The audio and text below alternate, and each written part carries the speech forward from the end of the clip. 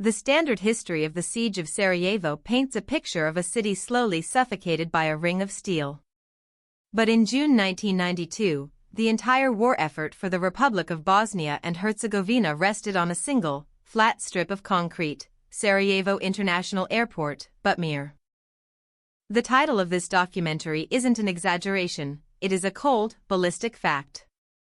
While the Sarajevo Romanija Corps of the VRS surrounded the capital with over 13,000 troops and hundreds of armored vehicles, the actual physical gate to the city was held by a fragmented screen of roughly 150 defenders. These men, a mix of local volunteers from the 1st Dobrinja Brigade and the Territorial Defense, TO, were not elite special operators.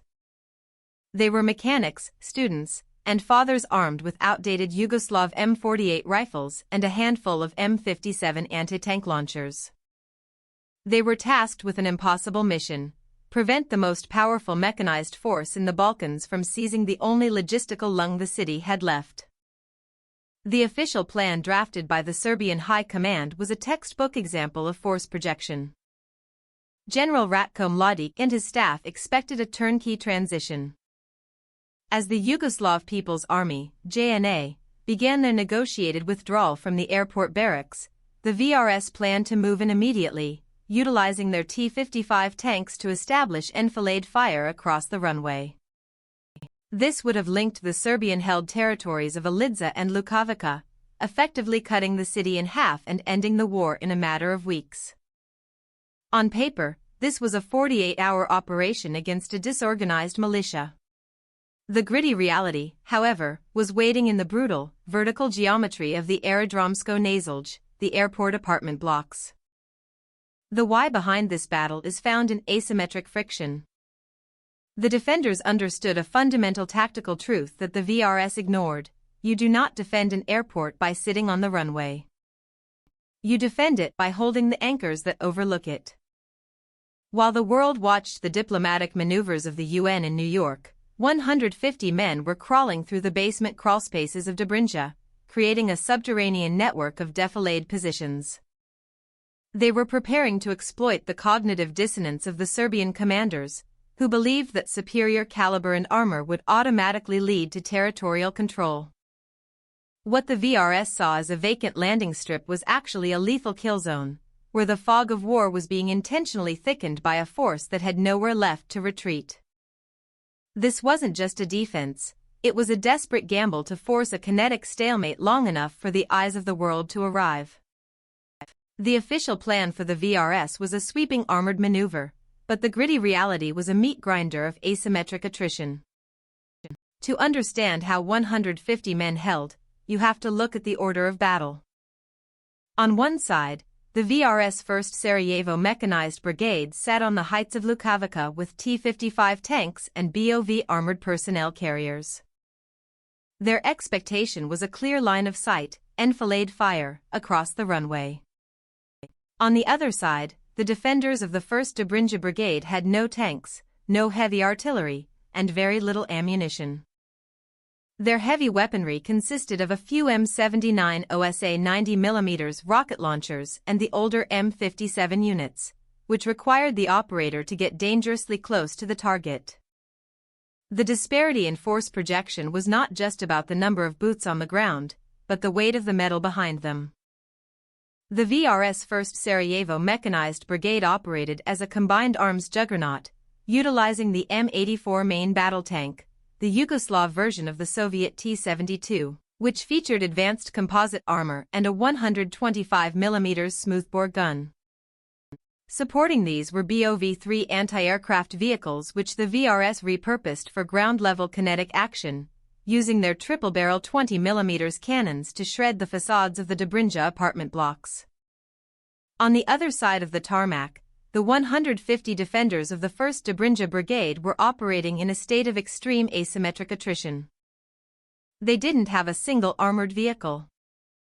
Their anti-tank doctrine relied on the M79 OSA, a 90mm rocket launcher that could penetrate 400mm of armor, but it had a massive backblast that made firing from small rooms a suicidal move. Every shot required a calculated risk, where the operator had to account for the fog of war and the very real possibility of the room's ceiling collapsing from the pressure of their own weapon. The tactical reality was dictated by the urban geometry of the Aerodromsko Názilje. This apartment complex sat right on the edge of the airfield. Instead of trying to fight the VRS in the open where they would be erased by tank fire, the 150 defenders turned these concrete buildings into a vertical trench. They utilized defilade positions, firing from deep inside rooms rather than windows to hide their muzzle flashes.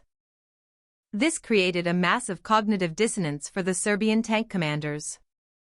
They expected to see an army in the field. Instead, they were being hit by ghosts firing from the third-story kitchens and basement laundry rooms of civilian flats.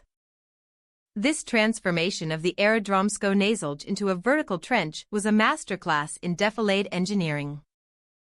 The defenders used sledgehammers to break through the internal walls of the socialist-era apartments, creating a horizontal highway that allowed them to move across an entire city block without ever stepping outside into the line of fire.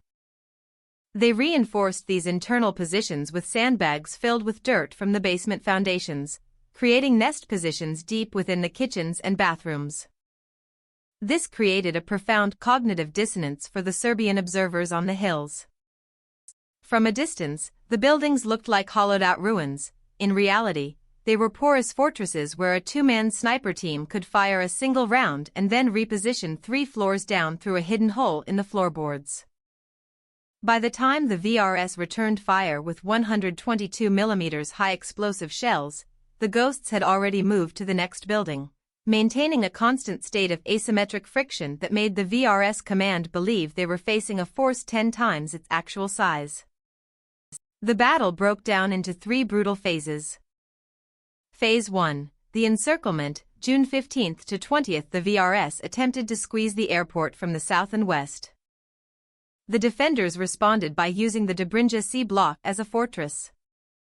Every time a VRS tank tried to roll onto the tarmac, a 2-man Bosnian team would pop up from a manhole, fire an M57 anti-tank round, and vanish before the tank's turret could even rotate. Phase 2, the urban squeeze, June 21 to 27. This was the peak of the kinetic action. The VRS began a systematic shelling of the apartment blocks to flush out the 150 defenders. But the buildings, made of heavy socialist-era reinforced concrete, didn't collapse. They became even better cover. The defenders used the rubble to create new firing loops, maintaining a constant asymmetric friction that stalled the Serbian advance. Phase 3, the tarmac standoff. By late June, the VRS held the hills, but the 150 men held the anchors. The Serbian commanders suffered from operational overstretch. They had the guns to destroy the airport, but they didn't have the infantry willing to go door to door against 150 men who had turned every basement into a bunker.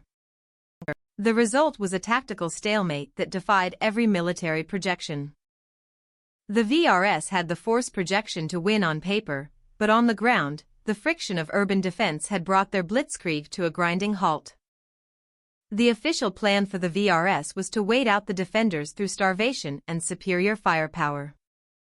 They believed that even if the 150 men held the apartment blocks, they would eventually run out of 7.62 mm ammunition and water. But the gritty reality of June 28, 1992, introduced a wild card that no military staff officer could have simulated: the Mitterrand landing. French President François Mitterrand's decision to fly a tactical transport plane into a live combat zone created an immediate diplomatic shield. His presence forced a total halt to the VRS heavy artillery batteries on the Trebevic Heights.